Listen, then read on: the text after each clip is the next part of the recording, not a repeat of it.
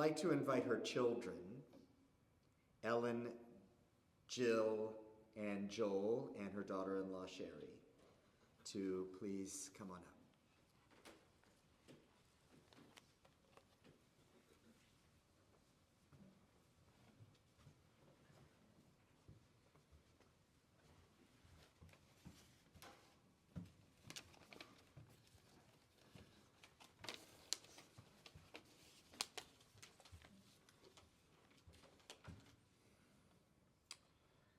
My mom was the quintessential mom.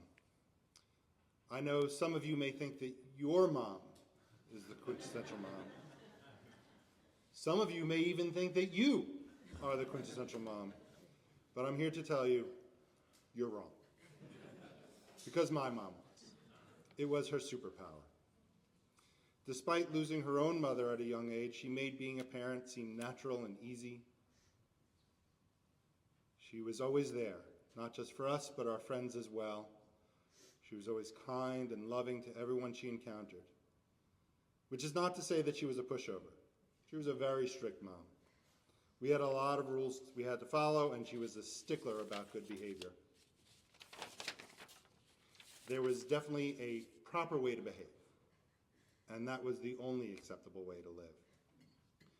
Some of our friends' parents would look to mom and dad to see if things we wanted to do were okay. If Fran said we could do it, then they knew it was okay for them to let their kids do it. And when I say mom and dad, I really mean mom. Sometimes if we got in trouble, mom would say, "Wait till your father gets home."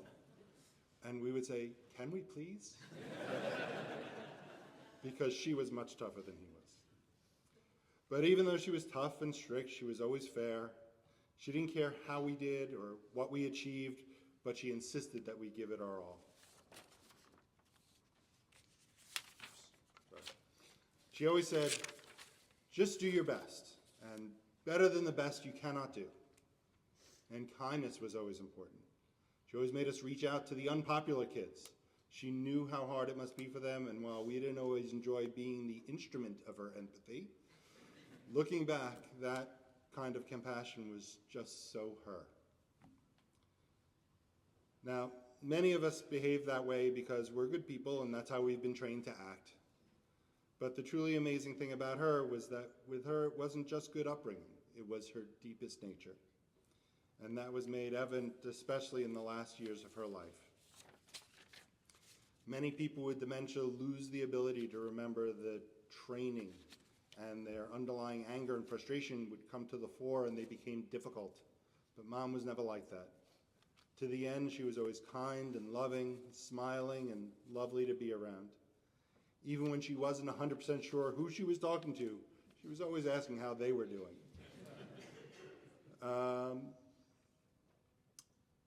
It was really amazing to watch my parents' love and marriage strengthen and grow over time. It's something I didn't appreciate growing up, but especially these last few years, it was great to see how being together is all they really needed to be happy. They were such great role models.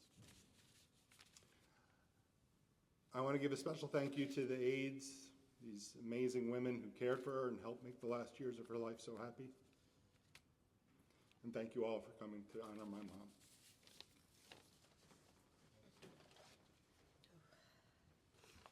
Hopefully I could get through this, but my mom will think it's great whatever I do. I so loved and admired my mom. She always led with kindness and generosity, and I imagine that most of the people in this room have experienced those qualities firsthand. Even in her final, diminished state, her go-to was kindness and generosity, and everyone she met loved her. She kept her childhood and college friends through her long life, and even though she was shy, she always made new friends. She loved to laugh, and we loved to make her laugh. It was a great and easy sport to excel at.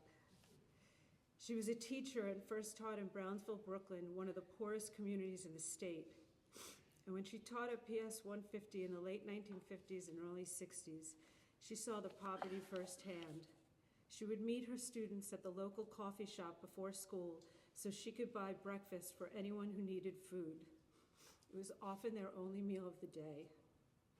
She was the mom who was always there for her kids. When we were young and needed rides, she would carpool us, both directions if need be. She had all our favorite snacks and the favorite snacks of all our friends, all at the ready. She was there not only for her kids, but anyone's kid. And that continued all through the decades and with all of our friends. As we grew up and went out at night on our own, she always waited up for us. We had to go into her room and kiss her goodnight. And for me, no amount of Trident gum and Love's Baby Soft perfume could cover my sins. I wasn't the best rule follower, but I always knew she loved me, even when she would make me write essays, like how to regain someone's trust after I shoved my less than perfect report card down the sewer drain on the walk home from school and lied and told her I must have lost it. Lesson learned. As a grandmother, she was unparalleled in her love and devotion. She thought, and rightly so, that Burke, her first grandchild, hung the moon, and she treated him as such. There was nothing she wouldn't do to make him happy. Even though she was terrified, she went mountain biking with him in Jackson Hole, something she would never have done for someone not a grandchild. When there was a last-minute crisis regarding the possibility that Burke didn't fully know what he was supposed to know for his bar mitzvah, the loving teacher in her kicked in, and with her coaching, he mastered his Torah and Haftorah portions in under a week. She adored all her grandchildren, and nobody could make her happy than Burke, Bella, Ben, and Hannon, except maybe Dad. Even in her final days, she called him my sweetheart, and she loved holding his hand and sharing a kiss. Mom was a teacher with multiple master's degrees, and she loved her students. I count myself among them. The life lessons she taught me stand the test of time. I can still hear her saying, "Be kind, always do your best, better than your best you cannot do. You catch more flies with honey than you do with vinegar. And to have a friend, you first need to be a friend. And friends are some of the most important gifts you can have." And boy, was she right. My friends, along with my family, have carried me through all of my challenging and hard times, like right now, and I am grateful. I've been incredibly blessed to have grown up and lived in the light of her love, and I hope I hear her lessons and laughter forever. I will miss her so.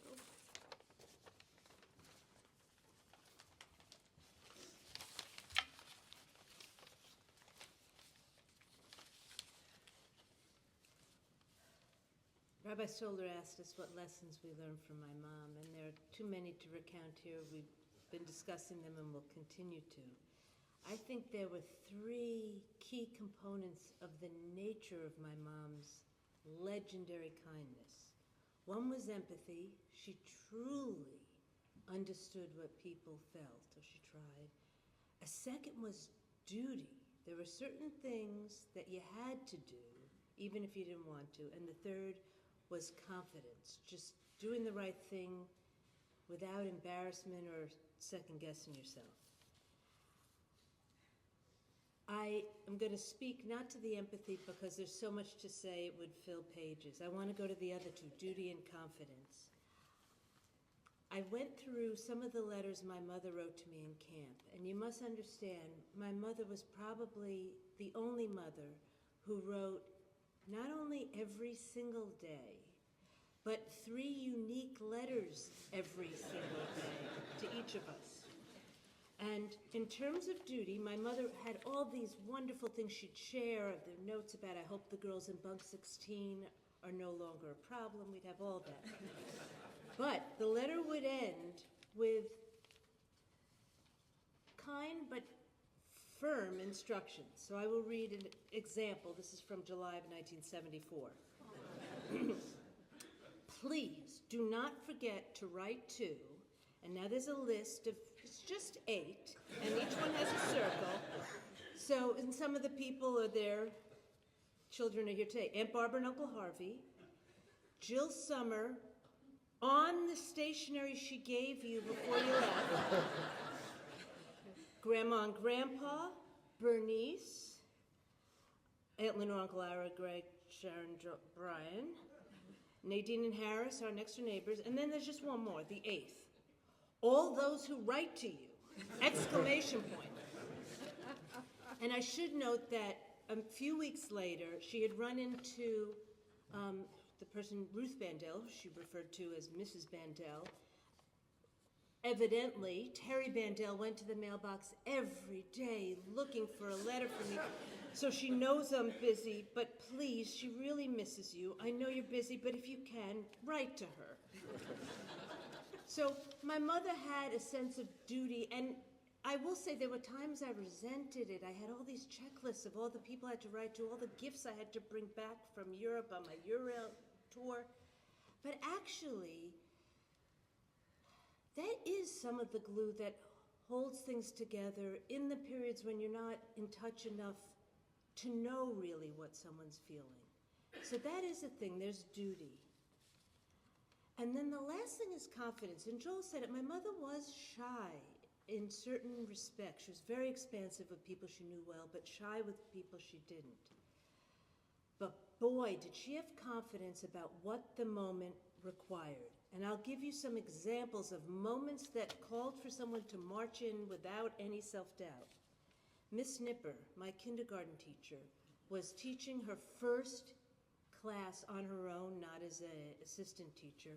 And at one point, with all the children crying, Miss Nipper herself began to cry. And so my mother stepped in to be the co-teacher for Miss Nipper to help Miss Nipper know what to do. Mr. Meth, my 5th grade teacher, there was a big storm on Long Island, power was out, there was no heat, and I mentioned that this was the case with Mr. Meth. My mother wrote Mr. Meth a note explaining that they would appreciate having him and his family come stay with them for however long it took till power was restored. 2 other points I want to mention, because it was different types of things. We were in Farmer Joel's, and there was a woman shuffling along, sticking food into her bag and pockets. And the cashier was about to chastise the woman, chase her out. And my mother, without missing a beat, said, "Oh no, she's with us. She's to take whatever she wants. It's on my bill." And lastly, this guy Chen, whose father was my tour guide in Israel. And Chen was coming to the United States, and so I didn't know what to do with this Chen. I brought him home to my parents, and before you knew it, he was visiting with Mom, and she did everything. He didn't know how to drive in snow. She took Chen out and taught him how you turn into the skid, never away. And when Chen had trouble sustaining a business, she went to the silk purse, the navy blue, dark blue, midnight blue silk purse she hid under her underwear with little money she squirreled away, and pulled out $200 for Chen to start his carpet cleaning business. And then she called Harriet and her other friends and told them that carpets were dirty, she was sending them. So that is only a piece of my mom, but that was my mom, and she loved all of us, and she loved all of you, and we're really grateful that you're here to celebrate her with us. Thank you.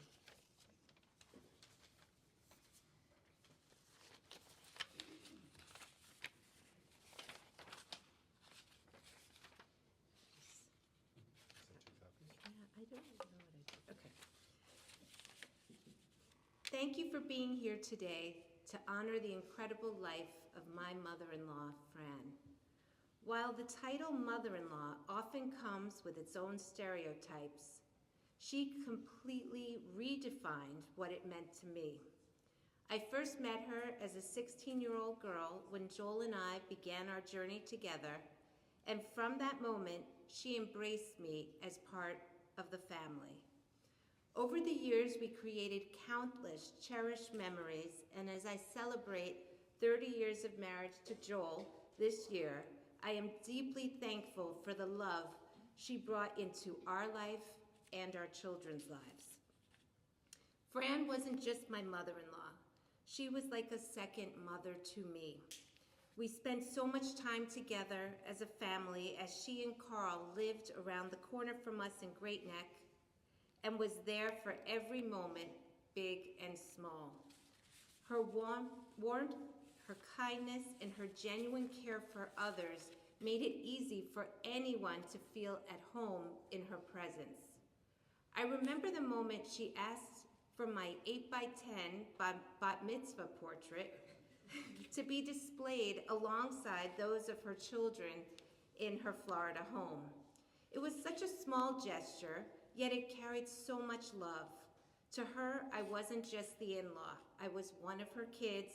That act of kindness is one of countless memories that remind me of her generous heart. For the past 7 years or so, as she bravely faced the challenges of memory loss, we watched her enduring spirit shine through. Though the ailment may have taken parts of her memory, it never stole her essence, the deep kindness that defined her and the love that radiated from her. Fran taught me so much, not just about family, but about life, about showing up for others, about seeing the good in people, and about giving love freely and unconditionally. She set the standard for what it means to live with grace. To say I will miss her is an understatement. I will miss her radiant smile, her thoughtful words, and her unwavering belief in the goodness of others. But I will carry her legacy with me always, and I am so grateful for the honor of having had her in my life. To Fran, thank you for being my mother-in-law, my second mom, and my friend. Thank you for loving me like one of your own. I hope you know how deeply you were loved by all of us, and how much of you will live on in every act of kindness we continue to carry forward in your memory. May her memory be a blessing. Fran, you will forever be in my heart, and we will take great care of your Carl.